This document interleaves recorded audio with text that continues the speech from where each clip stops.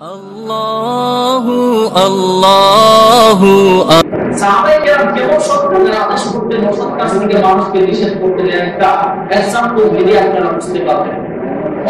হযরত আবু বকর সিদ্দিক রাদিয়াল্লাহু তাআলা নাম শুনছি সবাই? উনি কি গরম সাহাবী না গরম সাহাবী? আবু বকর সিদ্দিক সম্পর্কে আল্লাহ রাসূল হাদিসের মধ্যে বলেন, আরহামু উম্মতি বি উম্মতি আবু বকর, আমার উম্মতের মধ্যে সবচেয়ে দয়ালু সাহাবী হলো আবু বকর সিদ্দিক রাদিয়াল্লাহু তাআলা। নিজের সারা জীবনের ভিতরে কোনো মানুষকে একটা গালি দেয় না, কোনো মানুষের সঙ্গে অন্যায়ভাবে কথা বলে না, কটু কথা কোনো মানুষের সঙ্গে জীবনে বলে না। এত নরমাল মানুষ নবীজির সাহাবীদের মধ্যে আত্মীয় ছিল। হযরত আবু বকর সিদ্দিক সম্পর্কে একদিন এক কাফের আয়েশা আল্লাহ রাসূলের কাছে নালিশ করতেছে, জি ইয়া রাসূলুল্লাহ, আপনার সাহাবী আবু বকর আমাকে চড় মেরেছে। আল্লাহ রাসূল বললেন, তুমি মনে ভুল করছো, চড়টা মনে হয় আবু বকর আমার ওই উমরে দিয়েছে। তখন ওই লোকটা বলতেছে, না, এই চড়টা আবু বকর দিয়েছে। আল্লাহ রাসূল বলেন, চড় দেওয়া আবু বকরের কাজ নয়, চড় দেওয়া উমরের কাজ। উমরে দিতে পারে, তুমি মনে ভাবো ভুল করছো।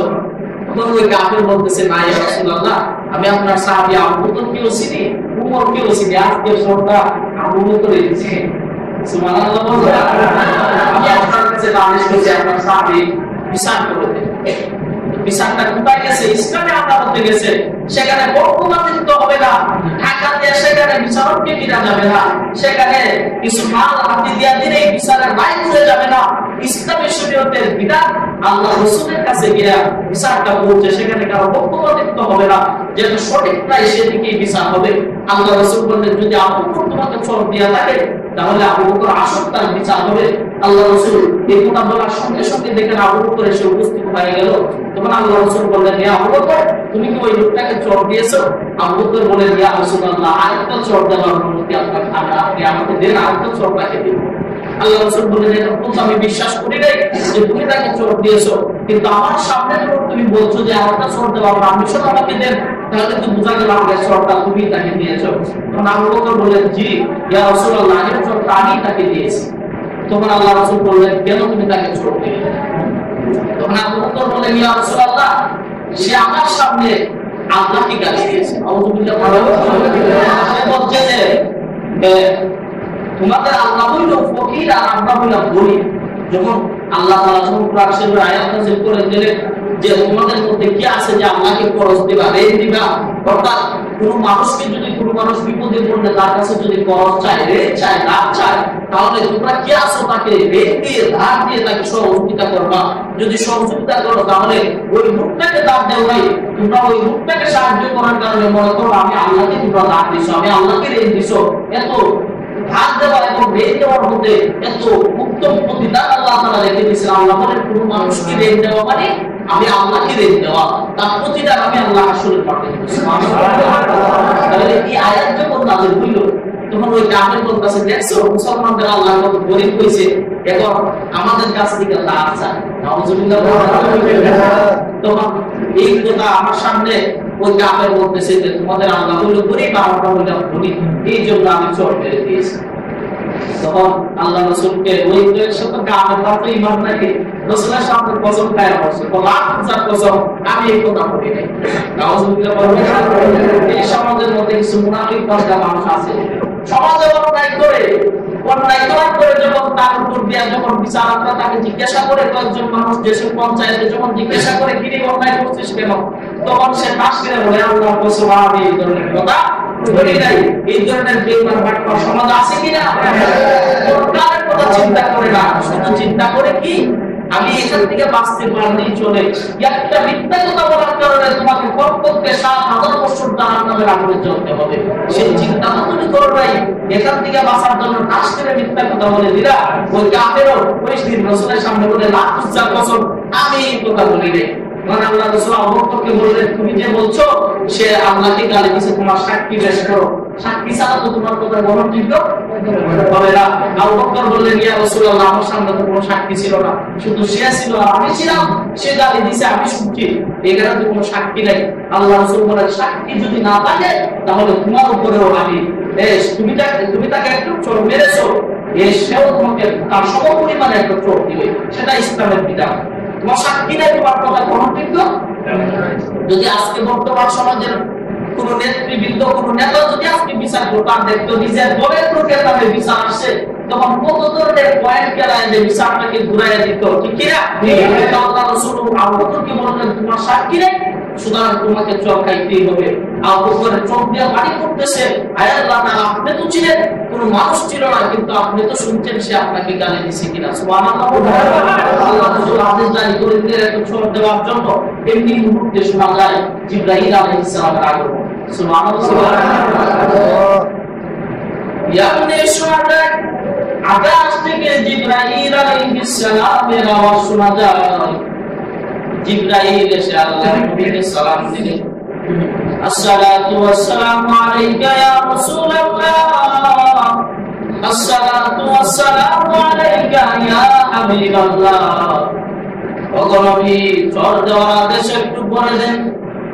আপনার সাহাবী আবু বকর, আপনার সাহাবী ওই কাফেরকে চর মারার কারণে যদি তাকে চর দিতে হয়, আগে শুনেন ওই কাফের তো আল্লাহকে গালি দিয়েছে।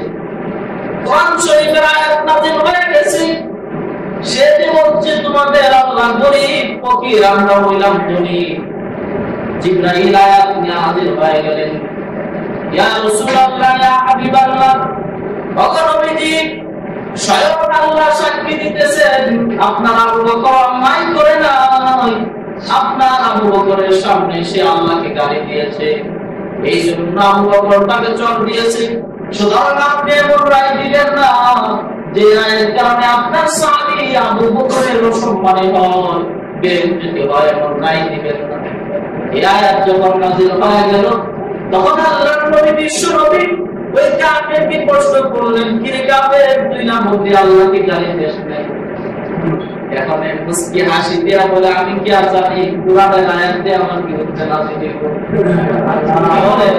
আমি কি আর জানি কুরআন শরীফের আয়াত দিয়ে আমার বিরুদ্ধে নাযিল হয়ে যাবে? তো বলতেছিলাম, ঘটনা বলা উদ্দেশ্য নয়। আল্লাহ রাসূল সাল্লাল্লাহু আলাইহি ওয়াসাল্লামের সাহাবী তো আল্লাহ রাসূলের সামনে আরেকটা ঘটনা হচ্ছে আবু বকরের। আবু বকরকে এক কাফের সব সময় গালি গালাজ করে, তাকে গালি দেয়, তার বাবাকে গালি দেয়, কিন্তু আবু বকর প্রতিবাদ করে না। একদিন, দুই দিন, তিন দিন এইভাবে গালি গালাজ করে, কিন্তু প্রতিবাদ করে না, পাল্টা উত্তর দেয় না। হঠাৎ একদিন আল্লাহ রাসূল আর আবু বকর যাইতেছে, এমন সময় আবু বকরকে প্রতিদিনের ন্যায় একটা ওইদিনও গালি গালাজ করতেছে। করার পরে একবার, দুইবার, তিনবার শোনার পরে একটা মানুষের তো অবশ্যই বিরক্তি আসে, কত সহ্য করা যায়। তখন আবু বকরকে গালি দেওয়ার পরে আবু বকর শুধু একটা কথা বললেন, যে তুমি যে আমাকে গালি গালাজ করছো, আমি সেমন লোক নয়, আমি তেমন, তুমি যে ভাবে গালি গালাজ করতেছো, যে সমস্ত গালি গালাজ আমাকে করছো, এমন ধরনের লোক আমি না, বরং এমন ধরনের লোক তুমি। অর্থাৎ যে গালিটা আমারে দিতেছো, সেই গালিটার যোগ্য আমি নয়, সেই গালিটার যোগ্য হইলা তুমি। শুধু এই কথাটা বলছে, গালি দিছে না, গালি দিছে না, গালি দেন নাই, বলছেন আমাকে যে কথাগুলো তুমি বলছো আমি সেই ধরনের কোন লোক নয়, সেই ধরনের লোক হইলা তুমি। শুধু এই কথাটা বলছেন। আল্লাহ রাসূল জান্নাত থেকে উত্তর চলে যাচ্ছে। আল্লাহ রাসূলের চেহারা মুবারক মলিন হয়ে গেছে, রাগান্বিত হয়ে গেছে। আল্লাহ রাসূল এখান থেকে উত্তর চলে যান। আবু বকর সিদ্দিক পিছনে পিছনে দৌড়ান, ইয়া রাসূলুল্লাহ, আপনি যান কেন? আপনি আমার উপর রাগ করলেন কেন? এতক্ষণ ওই লোকটা আমাকে গালি গালাজ করলো, আমাকে হাসলেন, আপনি তো কিছু বললেন না, আর আমি একটা কথা শুধু বললাম, গালিও দিলাম না, আপনি ওইখান থেকে উঠে চলে যাইতেছেন কেমন? ইসলাম কেবল সাম্প্রদায়িক সম্প্রীতি রক্ষা করে। ইসলাম যে শ্রেষ্ঠ ধর্ম, তার মধ্যে কোনো সন্দেহ নাই। কারণ ওই সময় আল্লাহ রাসূল হযরত আবু বকর সিদ্দিককে উত্তর দিলেন। কি উত্তর দিলেন? বুখারীতে হাদিস আছে, আল্লাহ রাসূল বলেন, রে আবু বকর, তোমাকে যখন ওই লোকটা গালি গালাজ করতেছিল, ওই লোকটা গালি দেওয়ার সময় আমি দেখতেছিলাম দুইজন ফেরেশতা তোমার পক্ষ হয়ে ওই লোকটার প্রত্যেকটা গালির প্রতিবাদ করতেছিল। কিন্তু যে মুহূর্তে তুমি দাঁড়ায় তাদের কথার প্রতিবাদ করলা, ওই সময় আমি দেখলাম ফেরেশতা দুইজন ওইখান থেকে উঠে চলে গেল। সুবহানাল্লাহ। আউযুবিল্লাহ নাই শুনে ছায়া রইছে কেউ ঘুমাইতেছে আয় আয় গুরুত্বপূর্ণ কথা শুনলে সুবহানাল্লাহ বলার কথা আছে রে আরে আমি দেখতেছিলাম ওই সময় তোমাকে ওই লোকটা গালিগালাজ করে দুইজন ফেরেশতা আল্লাহ তাআলা মোতায়েন করে রেখেছিলেন তোমাকে যতটা গালি সে দিতেছে প্রত্যেকটা গালির জবাব দুইজন ফেরেশতা দিতেছে সুবহানাল্লাহ ফেরেশতারা যদি কোনো মানুষের লানত দেয় অভিশাপ দেয় সেটা ফিরত যায় না ফেরেশতাদের দোয়া কোনদিন বেতা যেতে পারে না কারণ ফেরেশতারা জীবনে কোনো গুনাহ করাও করেন নাই ফেরেশতারা হলো মাসুম নিষ্পাপ তারা মুখ দিয়ে যা বের করেন আল্লাহ তাআলা সাথে সাথে কবুল করেন সুবহানাল্লাহ কিন্তু তুমি যখন প্রতিবাদ করা শুরু করলে তখন তো ফেরেশতা দুইজন চলে গেছে আর ফেরেশতা যেখানে থাকে না আমি রাসূল তো সেখানে থাকার প্রশ্নই ওঠে না তাই বোঝা গেল কি ইসলাম কি ধর্ম আপনাকে গালি দিতেছে আপনি গালি দিবেন না আল্লাহ রাসূলকে কত মানুষ কত গালি দিছে কিন্তু এই গালির প্রতিবাদ করবে তো দূরের কথা মুস্কি হাসি দিয়ে আমাদেরকে বুঝাইছেন তার বিপদে যাতায়াত করছেন আর আমরা সেই নবীর উম্মত হইয়া একটা গালি যদি কেউ একবার দিতে পারে পাল্টা তিনটা গালি না দেওয়া পর্যন্ত আমাদের শরীর ঠান্ডা হয় না আর এমন অবস্থা হয় আমাকে একটা গালি দিল কেন একটা গালি দিল কেন বলতে যে পাঁচটা গালি দিতেছে সেই দিকে তার লক্ষ্য নাই মুসলমান অথচ ইসলাম থেকে দূরে রাসূলের আদর্শ কত সুন্দর আদর্শ রাসূলের কত সুন্দর ইসলাম আমাদেরকে উপহার দিয়ে গেছেন কোন বেধর্মীয় যদি তোমাদেরকে গালি দেয় কোন বেধর্মীয় যদি তোমাদের সঙ্গে অন্যায় আচরণ করে তার সঙ্গে অন্যায় আচরণ করিও না কোরআন শরীফে আল্লাহ আয়াত করে দিয়েছেন ওয়াকুলু লিন-নাসি হুসনা মানুষ যাই হোক না কেন সে যদি ইহুদিও হয় খ্রিস্টান হয় হিন্দু হয় যে কোন ধর্মের লোক যদি সে হয় তার সঙ্গে কথা বলার জন্য হুসনা সুন্দর ভাষা ব্যবহার করো তার সঙ্গে কথা বলার সময় তুমি আদবের প্রতি খেয়াল রাখো সে যদি মুরব্বী হয় তার প্রতি যথাযথ সম্মান প্রদর্শন করে কথা বলো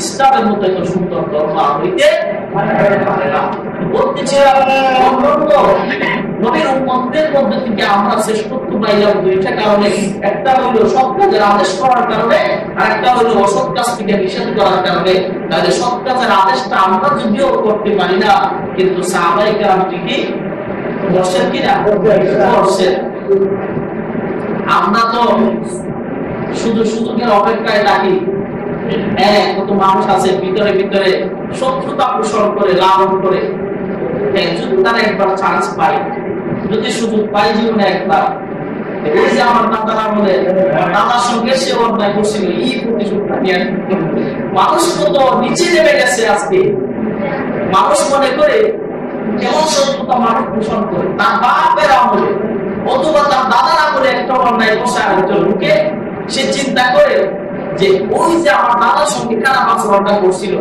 এরপর থেকে তার সুযোগ পাইছি না যদি একটা সুযোগ পাই এই প্রতিশোধটা করবো এই চিন্তা মানুষ অনেক মানুষের ভিতরে এই ধরনের শত্রুতা পোষণ করতেছে বৎসরের পর বৎসর যুগের পর যুগ সেই সুযোগের অপেক্ষা মানুষ করতেছে সুযোগ তালাশ করতেছে এমন মানুষ নাই সমাজে ইসলাম কি আপনাকে সেই শিক্ষা দিচ্ছে ইসলাম কি শিক্ষা দেয় ইসলাম শিক্ষা দেয় তোমার সঙ্গে আল্লাহ রাসূল হাদিস শরীফের মধ্যে বুখারীতে হাদিস আম্মা আয়েশা থেকে আল্লাহ রাসূল যখন পৃথিবী থেকে বিদায় নিলেন তখন সাহাবায়ে কেরাম কিছু মানুষকে প্রশ্ন করলেন যে আম্মা আয়েশা আল্লাহ রাসূলের কিছু চরিত্র কিছু গুণ আমাদেরকে শোনান যে এগুলো শুনে আমরা আমল করতে পারি তখন আল্লাহ রাসূল সাল্লাল্লাহু আলাইহি ওয়াসাল্লাম সাহাবীদেরকে আম্মা আয়েশা বললেন তোমরা কি 30 পারা কোরআন শরীফ পড়ো নাই তখন তারা বললেন জি পড়ছি 30 পারা কোরআন শরীফই হইল আখিরি জামানার শ্রেষ্ঠ নবী মুহাম্মদুর রাসূলুল্লাহ চরিত্র সুবহানাল্লাহ কোরআন যা বলছেন সেটাই রাসূলের চরিত্র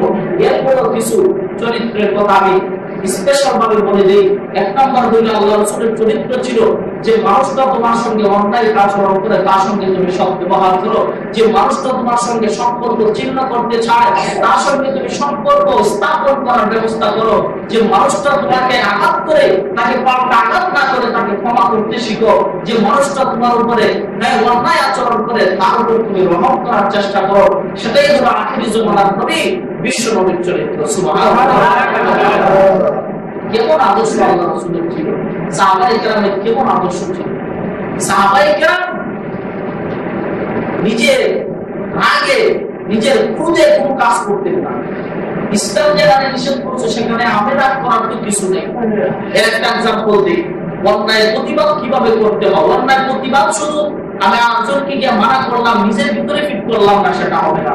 আমি নিজে আগে মানতে হবে যে এই অন্যায় কাজটা তো আমি করতে পারি না। ইসলাম তো এটাকে সাপোর্ট করে না, আমি এটা করতে পারি না। ইসলাম তো সেটা সমর্থন করে না, আমি সেটা করতে পারি না। আগে নিজেকে অন্যায় থেকে বিরত রাখতে হবে, তারপর সমাজে গিয়া আরেকজনকে বাধা দিতে হবে। আমি নিজে যদি অন্যায় কাজ করি, আরেকজনকে গিয়া যদি বলি এটা করিস না, তো সে বলবে বেটা আমাকে বাধা দেও, এর আগে যে সব তুমি ওই কাজটা করছো, ওই সময় কে বাধা দিছে, বলবে না? আওয়াজ দিয়ে বলবেন, বলেন কিনা? বলবে কিনা? আগে নিজেকে শুধরাইতে হবে, এই দুইটা গুণ নিজের ভিতরে ঠিক করতে হবে, তারপর আরেকজনকে বাধা দিতে হবে।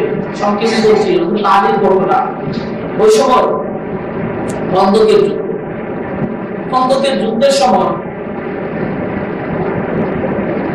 আল্লাহ রাসূল সাল্লাল্লাহু আলাইহি ওয়াসাল্লাম বললেন যে মদিনার সামনে দিয়া 10 হাত পাশ পরিমাণ প্রশস্ত, 10 হাত প্রশস্ত আর একেবারে অনেক লম্বা পর্যন্ত, প্রায় 2-2.5 মান পর্যন্ত লম্বা, এখানে হাত গ্রহণ করে দাও, যেন শত্রু বাহিনী এখান থেকে এই গর্ত ঠিঙ্গায় যেন আমাদের পর্যন্ত পৌঁছাইতে না পারে। কারণ শত্রু বাহিনীর সংখ্যা বিশাল, আমাদের সংখ্যা কম, আবার আমাদের পেটে খাবার নাই, আমরা খাইতে পারি না, অস্ত্র নাই। সুতরাং তাদেরকে প্রতিহত করার জন্য সেই কাজটা রসুল শুরু করার পরেও মক্কার কাফেররা কিছু লাঠিয়াল, কিছু যোদ্ধাদেরকে হায়ার করে নিয়েছিল, যারা এক একজন যোদ্ধা প্রায় 1000 সাধারণ সৈন্যের বিরুদ্ধে লড়তে পারে। এত পাওয়ারফুল শক্তিশালী কিছু সৈন্য, প্রায় 1000-এর মতো এরকম কিছু সৈন্য তারা হায়ার করে নিয়েছে। এদের মধ্যে সৈন্য, এদের মধ্যে একজন তার খুব শক্তিশালী, সে খুব পাওয়ারফুল একজন লোক, সেই 10 হাত ডিঙ্গায়া তার ঘোড়া নিয়ে লাফ মাইরা মুসলমানদের তাবুর মধ্যে চলে গেছে। এত শক্তিটা, 10 হাত প্রশস্ত একটা গর্ত সে পাইল হয়ে গেছে, লাফ দিয়া পাইল হইয়া মুসলমানদের একেবারে তাবুর কাছে চলে গেছে। তখন গিয়া ওইখানে ডাকতেছে, কে আসিস আমার সঙ্গে যুদ্ধ করবে? দেখি মুসলমানদের মধ্যে কে আসো, আসো আমার সঙ্গে যুদ্ধ করবা, দেখি মেয়েরা মহিলা ছেলে আছে, আসো। ওইভাবে নানা মুসলিম ভাষায় এসে ধরে ধরে গালিগালাজ করে ডাকতেছে মুসলমান। তখন হযরত আলী রাদিয়াল্লাহু তাআলা দাঁড়ায় গেলেন। সুবহানাল্লাহ। আলী রাদিয়াল্লাহু বয়স বেশি না, দাঁড়ায় বলতেছেন আমি আছি তোমার সঙ্গে লড়াই করার জন্য। আমরা ওই কি করতাম যদি দেখতাম এমন একজন লোক আমার ডাকতেছে যে 1000 মানুষের মোকাবেলা একা করতে পারে, আমি তার সামনে যাওয়া মানে, আমি যদি তার সামনে যাই তার মানে বিরোধ হওয়ার কোনো সম্ভাবনা আছে? 1000 মানুষের সঙ্গে একা মোকাবেলা করতে পারে, আমি তার সামনে কিভাবে যাই? যত পারে কিছু দাম দিতাম, যত পারে পিছনে পলায়ন করতাম। কিন্তু আলী রাদিয়াল্লাহু তাআলার ভিতরে কেমন শক্তি, কেমন বীরত্ব ছিল, ইসলাম নিয়ে কেমন মহব্বত ছিল, লাভ পেরে দাঁড়ায় গেছেন যে আমি আছি তোমার সঙ্গে মোকাবেলা করার জন্য।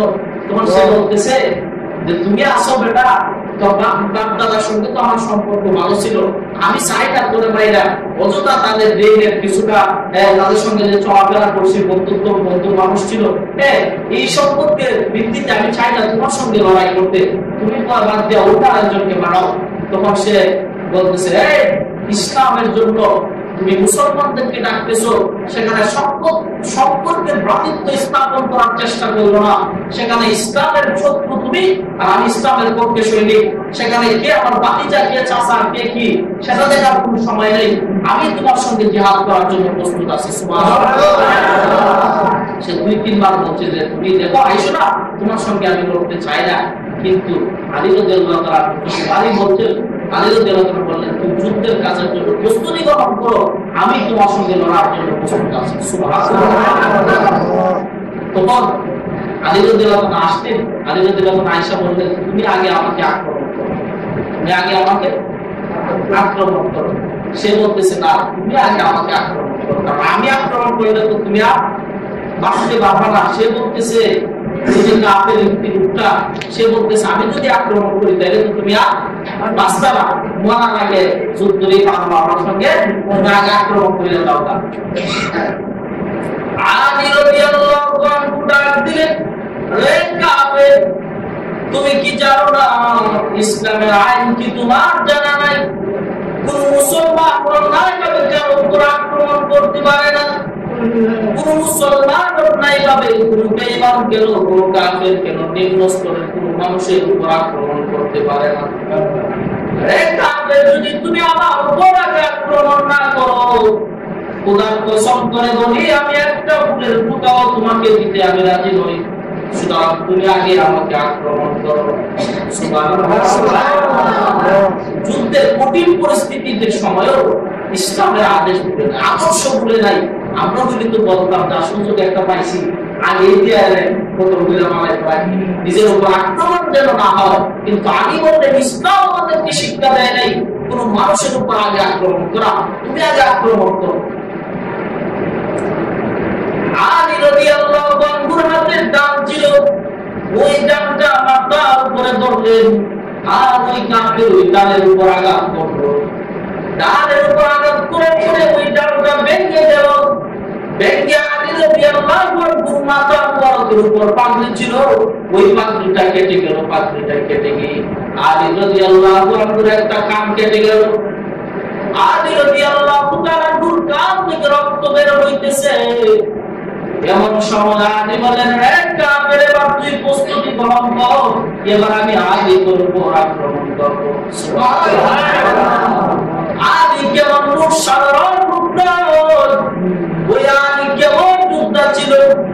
আল্লাহ রাব্বুল আলামিন সরাসরি তাকে বলে দিলেন, আসাদুল্লাহি ওয়া আমার আলী কোন সাধারণ মানুষ নয়, আমার আলী হইল বীর যোদ্ধা, বীর যোদ্ধা, বীর বাহাদুর।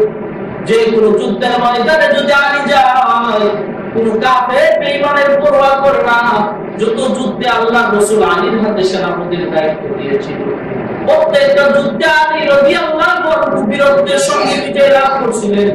আল্লাহর নবী যখন দেখলেন খাইবরের যুদ্ধে যুদ্ধ বিজয় হয় না, একদিন, দুই দিন, তিন দিন পার হয়ে গেল, আল্লাহর নবী একবার ফজরের নামাজে জামাতের সাথে আদায় করিয়া সাহাবায়ে কেরামের সামনে বললেন, আগামী কালকে এমন একজনকে খাইবরের যুদ্ধের সেনাপতি বানায় দিব, সে যদি খাইবরের যুদ্ধে যায় তাহলে খাইবরের যুদ্ধ বিজয় হয়ে যাবে। সুবহানাল্লাহ। সাহাবায়ে কেরাম অবাক হয়ে গেলেন, কাল তোদের রাসূল বলেন কাকে পাঠাবেন খাইবরের যুদ্ধে? আল্লাহর রাসূল সাল্লাল্লাহু আলাইহি ওয়াসাল্লাম নিজের হাতের ডাল মুবারকটা আলীর হাতে উঠায় দিয়ে বলেন, হে আলী, যা খাইবরের যুদ্ধে যা। 3 দিন পর্যন্ত খাইবর যুদ্ধে, 3 দিন পর্যন্ত মুসলমান বিজয় লাভ করতে পারে নাই। তুমি আজকে যাও, খাইবরের যুদ্ধে যাও, আমি আজকে তোমাকে খাইবরের যুদ্ধের সেনা প্রধান বানায় দিলাম। আলী রাদিয়াল্লাহু আনহু যখন খাইবরের যুদ্ধে গেলেন, গিয়া দেখলেন একটু বিশাল একটা দুর্গ বানায় রাখছে, দুর্গ কেল্লা। ওইটার ভিতরে সমস্ত কাফের বেঈমানরা ভিতরে প্রবেশ করে ঢুকিয়া ভিতর দিক দিয়ে তালা দিয়ে দিয়েছে। আলী রাদিয়াল্লাহু আনহু খাইবরের প্রান্তরে গিয়া আল্লাহু আকবার আওয়াজ দিয়া ওই দুর্গের কপাটটাকে এত জোরে টান মারলেন, ওই কপাটটা টান দেওয়ার সঙ্গে সঙ্গে এত বিশাল দুর্গের কপাটটা ভেঙে চূর্ণ বিচূর্ণ হয়ে গেল। ওই কপাটটাকে এত দূর ইরাক দিয়া ফেলে দিলেন যে দেখা গেল 40 হাত পর্যন্ত দূরে গিয়া পড়ছে। সাহাবায়ে কেরাম ওই কপাটটাকে পরবর্তীতে ওজন করতে গিয়া দেখে ওই কপাটটাকে 40 জন মানুষ মিলে উঠাইতে পারে। আর আলী একা হাত দিয়া ওই কপাটটা 40 হাত দূরে ফেলে দিয়েছে। এই কপাটটা ভাঙার সাথে সাথে খাইবর যুদ্ধ বিজয় পেয়েছে। সুবহানাল্লাহ। বলছিলাম আলী সাধারণ মানুষ নয়, বীর যোদ্ধা, কোনো সৈনিককে পরোয়া করে না। তখন আলী রাদিয়াল্লাহু তাআলা নিজের ভিতরে একটা খুশি আসছে, আনন্দ আসছে, আয় যে কপাটটা 40 জন মানুষ উৎসব করতে পারে না, ওই কপাটটা একাই এক হাত দিয়া ভেঙে আবার 40 হাত দূরে ফেলে দিলাম। তখন আলী রাদিয়াল্লাহু তাআলার ভিতরে একটা খুশি আসছে, আনন্দ আসছে। আসার পথে আলী রাদিয়াল্লাহু তাআলা আল্লাহ রাসূল বললেন, আলী ওই কপাটটা আরেকবার ওজন করে দেখাও তো দেখি। সুবহানাল্লাহ। এখন আলী রাদিয়াল্লাহু তাআলা এক হাত দিয়া ধরছে, নাড়াইতেই পারে না। 2 হাত লাগাইছে, নাড়াইতে পারে না। শরীরের সমস্ত শক্তি দিছে, উঠাইতে পারে না। সুবহানাল্লাহ। আল্লাহ রাসূল বললেন, কি আলী এখন উঠাইতে পারো না? তখন আলী রাদিয়াল্লাহু তাআলা বলেন, ইয়া রাসূলুল্লাহ, কি বলবো, যুদ্ধের সময় তো এক হাত দিয়ে ভেঙে ফেলছিলাম, এখন তো দুই হাত সমস্ত শক্তি দিয়ে উঠাইতে পারি না, বিষয়টা তো বুঝলাম না। আল্লাহর নবী ডাক দিয়ে বলেন, রে আলী, ওই বাঙ্গা কপাটটা যখন তুমি হাত দিয়েছিলে, ওই সময় তোমার আলীর হাত একা ছিল না, ওই হাতের সঙ্গে আরেকটা হাত ছিল, জানোনি? ওই হাতটা হইল মহান আরশের মালিক মহান আল্লাহ তাআলার হাত। তোমার হাতের শক্তি, আল্লাহর কুদরতি হাতের শক্তি থাকার কারণে ওই কপাটটাকে একা 40 হাত দূরে ফেলে দিয়েছিলে, কিন্তু এখন তুমি ওজন করার সময় তোমার হাতের সঙ্গে মহান মালিকের হাত নাই, যার কারণে ওই কপাটটাকে তুমি 2 হাত দিয়ে ওজন করতে পারো নাই। সুবহানাল্লাহ,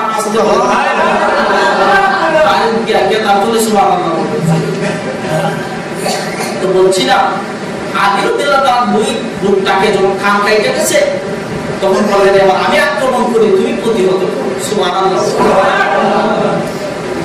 আলী রাদিয়াল্লাহু আনহু আল্লাহু আকবারের আওয়াজ ধরে দিয়া যখন ওই কাফেরের মাথার উপর আক্রমণ করলো, ওই কাফের সামনে তরবারি ধরলো, তরবারিটা ভেঙে খান খান হয়ে গেল, তরবারির উপর থেকে মাথার উপরে পড়লো, মাথা দিয়ে একেবারে পা পর্যন্ত একেবারে ওই মাথার বরাবর থেকে একেবারে আঘাত খাই না, তার সমস্ত বডি 2 ভাগ হয়ে গেল। 2 ভাগ হয়ে যে ঘোড়ার উপরে বসা ছিল, ওই ঘোড়ার উপরে আঘাত লাগলো, ওই ঘোড়াটা 2 ভাগ হয়ে গেল। আলী রাদিয়াল্লাহু আনহুর তরবারি গিয়া জমিনের মধ্যে লাগলো, তরবারি ভেঙে গেল, মাথা একেবারে দ্বিখণ্ডিত হইয়া ঘোড়ার উপরে পড়লো, ঘোড়াও 2 ভাগ হয়ে গেল। আলীর তরবারি একেবারে মাটির দিকে স্পর্শ করলো। এই শক্তি ছিল আল্লাহ তাআলা প্রদত্ত শক্তি, ইসলামী মুসলমানদের ঐতিহ্য হলো শক্তি। একজন মুসলমানের সঙ্গে 1000 কাফের সৈন্যরাও তারা যুদ্ধ করে টিকে থাকতে পারে না, তাদের ইমানি পাওয়ার ছিল বেশি। আজকে আমরা সুদ খায়া, ঘুষ খায়া, অন্যায় করে আজকে আমাদের ইমানের পাওয়ারটাকে নষ্ট করে দিয়েছি, ঠিক কিনা? সুদ খাইতে খাইতে যেখানে যায় শুধু সুদের টাকা দেখে, ঘুষ খাইতে খাইতে যেখানে যায় শুধু ঘুষের টাকা দেখে, অন্যায় করতে করতে ঘুমাইলেও অন্যায় দেখে, জাগ্রত হইলেও অন্যায় দেখে, অন্যায় করতে করতে ঘুমায়, অন্যায় করতে করতে ঘুম থেকে উঠে ইমানের পাওয়ার যাবে কোথায়? ইমানের পাওয়ার থাকবে কোথায়? ইমানের পাওয়ার তো অন্যায় করতে করতে নষ্ট করে দিয়েছ। মাসের পর মাস মসজিদে আসো না, মাসের পর মাস চলে যায় মসজিদের দিকে তাকিয়ে দেখো না, মাসের পর মাস চলে যায় নেই বিচার কি বলে, ইসলাম কি বলে, কোরআন কি বলে সেই দিকে খেয়াল করো না। মাসের পর মাস চলে যায় অন্যায় করতে করতে, মাসের পর মাস চলে যায় তোমার মন ইচ্ছা মতো চলতে চলতে, আর এইভাবে চলতে চলতে একদিন মারা করবো তোমার সামনে হাজির হয়ে যাবে। ওই দিন তুমি দেখবে আর কোনো প্রস্তুতি নাই, আই হাই কি করলাম, আই হাই কি করলাম, আই হাই কি করলাম, কিন্তু 1 সেকেন্ড সময় সেই দিন আর পাবেন না, সেই দিন 1 সেকেন্ড সময় আর পাবেন না। এই জন্য বলছি ভাই, আজরাইল আসার আগে ঠিক হন। মনে মনে ভাবতেছেন আরে কয়েকদিন যাক, অমুক দিন আসো, এই জামানাটা শেষ করি, ওই জামানাটা শেষ করি, মসজিদ ধরে নিব, কিন্তু ওই জামানা সেই জামানা আর আপনার শেষ হবে না, মরণের আগ পর্যন্ত সেই জামানা শেষ হবার নয়। দুনিয়া এমন একটা দুনিয়া যে দুনিয়ার পিছনে পড়ে গেছে, সে দুনিয়া পিছনে পড়ে আসলটাই ভুলে গেছে। এই জন্যই কবি বলেন, হাকিকত সে তো দুনিয়া বেখবর হয়, दुनिया की नुमाइश पर नजर है, नमी गोयम के आज दुनिया जुदा बा, ममकारे के बाशी बाबा। दुनिया बेखबर है, তুমি কি দুনিয়ার পিছনে পড়লা, ওই হাকিকত ভুলে গেলা, তোমার আসল জিনিসটা কি, বাস্তবতা কি, তুমি কিসের জন্য আসলা, কোথায় আসলা, কোথায় যাইবা, সব কিছু ভুলে গেলা। তুমি তোমাকে কেন পাঠানো হয়েছে আর তোমার লক্ষ্যস্থ কোথায়, তুমি যেখানে আসবে সেখানে কি চিরদিন তুমি থাকবে না ওইখান থেকে অন্য কোথায় যাইবা, সেই লক্ষ্যটা ঠিক করার জন্য তোমাকে দুনিয়ায় পাঠানো হয়েছে। কোনো মানুষ যদি এখান থেকে বিদেশে যায়, সে লক্ষ্য ঠিক করে আগামী 5 বছরের ভিতরে যেন আমি আমার টাকা পয়সা খরচ করে বিদেশে আসলাম, এই 5 বছরের ভিতরে যদি আমার ওই টাকা সুদ করে তারপর আমার সারাটা জীবন যেন শান্তিতে কাটাইতে পারি, সেই পরিমাণ টাকা আমি উপার্জন করে আমার দেশে যেতে হবে। বিদেশ আমি চিরদিন থাকার জন্য আসি নাই, বিদেশ থেকে আমাকে দেশে চলে যেতে হবে। এই ঠিক তদ্রুপভাবে ওই মানুষটা যেমন রাত্রকে দিন, দিনকে রাত্র বানায়া পরিশ্রম করে মাথার দাম পায়ে ফেলে তার লক্ষ্য ঠিক রেখে বিদেশে 5 বছর খাটাখাটনি করে বাংলাদেশে চলে আসে, ঠিক তদ্রুপভাবে তুমি আর আমি দুনিয়াতে চিরস্থায়ী থাকার জন্য আসি নাই। আল্লাহ তাআলা আমাকে পাঠাইছেন, তুমি দুনিয়াতে যাও, সেখানে নেক কাজ করতে পারলে চিরস্থায়ী সুখের ঠিকানা জান্নাত তোমার বাসস্থান করে দেওয়া হবে।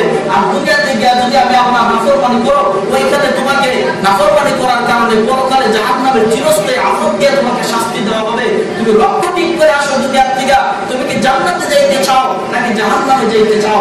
আমরা দুনিয়াতে আসলাম, কিন্তু পরবর্তীতে আমাদের লক্ষ্য কোথায়, কোন পথে হাঁটতেছি, কোথায় যাইতেছি, গন্তব্য কোথায়, সেই পরিণামের কথা চিন্তা না করে যে যেভাবে পারে মন ইচ্ছা মতো চলতেছি ভাই, সেই চলাটা আপনি আমার জীবনে শান্তি বয়ে আনবে না, সেই চলাটা আপনি আমার জীবনে সফলতা আনবে না, সেই চলাটাই আপনি আমার জীবনের কাল হয়ে দাঁড়াবে। কিন্তু মানুষের যদি একবার ভুল করে আবার তার কাজের সুযোগ দুনিয়াতে পায়, কিন্তু যদি একবার আখিরাতে চলে বসো, একবার যদি আখিরাতে নিজেকে তুমি আল্লাহ তাআলার আসে আল্লাহ তাআলার রাহুল প্রমাণ করতে না পারো, তাহলে কিন্তু দ্বিতীয়বার ফিরে আইসা আর ওই জান্নাতে যাওয়ার সুযোগ আর নাই। দুনিয়াতে সুখরানোর সুযোগ আছে, পরকালে সুখরানোর কোনো সুযোগ নাই। এই জন্য আপনাদেরকে বলছি ভাই, আজকে যে বিষয়টা আলোচনা করলাম সবার সংক্ষিপ্ত কি বলবো, তারপরে 2টা কথা বললাম যে সৎ কাজের আদেশ, অসৎ কাজ থেকে নিষেধ। আপনার সামনে যদি কোনো মানুষ অন্যায় করে, আপনার ইমানের দায়িত্ব তার প্রতিবাদ করা। আপনি যদি পারেন তাকে প্রতিবাদ করুন, হাত দ্বারা যদি পারেন হাত দ্বারা করেন, হাত দ্বারা না পারলে মুখ দ্বারা করেন, মুখ দ্বারা না পারলে অন্তর দ্বারা ঘৃণা করেন, তার সঙ্গে সমঝোতা মিলায়া, তার সঙ্গে আবার সম্পর্ক রাখতে গিয়ে সামঞ্জস্যতা মিলায়া, আবার তুমিও তার সঙ্গে অন্যায় কাজে জড়িত হয়েও না। তুমি যতটুকু পারো অন্যায়ের প্রতিবাদ করো, আর সৎ কাজের আদেশ মানুষকে করো, যত পারো সৎ কাজের আদেশ করো। আল্লাহ তাআলা আমাদেরকে শ্রেষ্ঠ উম্মত বানিয়ে আল্লাহ তাআলা সৎ কাজের আদেশ অসৎ কাজ থেকে নিষেধ দেওয়ার মতো আল্লাহ তাআলা আমাদেরকে তৌফিক দান করেন। সকলে আমিন। আলহামদুলিল্লাহ রাব্বিল আলামিন। আসসালামু আলাইকুম ওয়া রাহমাতুল্লাহ। নিত্য নতুন ইসলামিক ভিডিও পেতে সাবস্ক্রাইব করুন আমাদের চ্যানেলটি। আলাউদ্দিন আইএমসি মিডিয়ার সাথে থাকুন, ওয়াজ, গজল ও কোরআন তেলাওয়াত শুনুন।